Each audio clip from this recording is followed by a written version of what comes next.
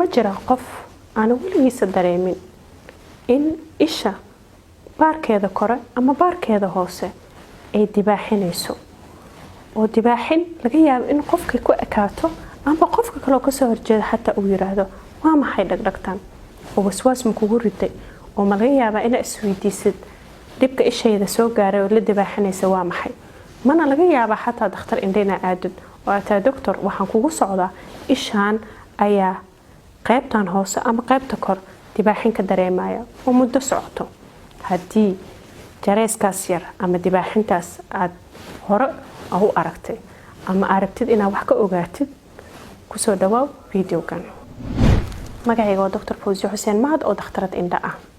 dibaaxintaas oo isha yaradii ku dibaaxinayso baarkeeda kor ama baarkeeda hooseba inta badanna aan aragna baarka hoose in laga cabanayo waa marka ugu horeyso oo aan kugu bishaareynaa inaadan u baahnayn in dhakhtar indha aad kala xiriirtay arintaas bas aad asbaabtan aan soo sheegi doono aad fiirisid in adiga ay ku khusayso iyo in kale haddii aad dareentid in isha baarkeeda hoose ama kore ku dibaaxinayo taas macnaheeda waxa waaye muruqa meeshaas ku jiro ayaa wax yar oo saameyn xagga hormoonaadka jirkaada uu soo saarayo ayaa ku batay taasoo keentay in wax yar uu ku dibaaxiyo asbaab ayayna leedahay waxaa ugu horeeyo in hurdayari ay jirto caadiyan bani aadanka waxaa laga rabaa 8 saac oo dhammaystiran inuu seexdo marka haddii marka horeba aadan 6 saac ka hor aadan seexanaynin subaxiina laga yaabo in 4 saac u kacdaada ku laabanaynin waxay ka mid noqon kartaa asbaabaha ku keenay dibaaxinta yar kafeega iyo naskafeega iyo shaaha faraha badan oo laga yaabo in xafiisya dadka ka shaqeeyo ama dadka shaqada dheeraadka leh in mar walba shaah iyo naskafee iyo kobashiini inta u dhaxaysa maanta oo dhan uu ku jiro oo laga yaabo 5 6 7 inuu cabo maalintii dadkaasna waxaa la yiraahdaa way ku keeni kartaa dibaaxintaas yartaan akhriska faraha badan ardayda gaar ahaan imtixaanada galay oo laga yaabo 3 habeen oo kale inuu dhafarsanaa ama okiyaalo akhris uu isticmaali jiray qofkii inuusan okiyaalihii waayahaas uu isticmaalin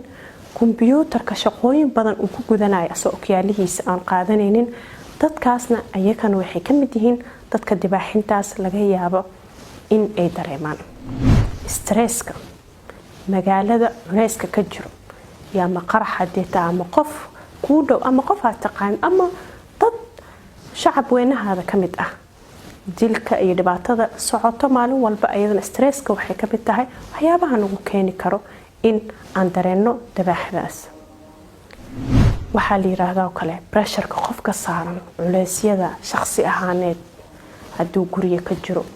haddii uu ka jiro meesha aad ka shaqaysidoo kale pressureka noocaas oo kalena waxay ka mid tahay waxyaabaha kugu keeni kara dibaaxintaas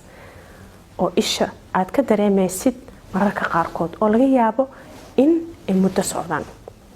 waxaan ku gabagabeynayaa videoga in dibaaxintaas haddaad hore iskugu aragtay ama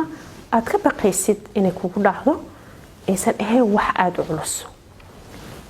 waqti yar ayay u baahan tahay bas inaad u sugtid raadisidna asbaabta hore u sheegay in aad ku jirtid dadka noocaas ah iyo in kale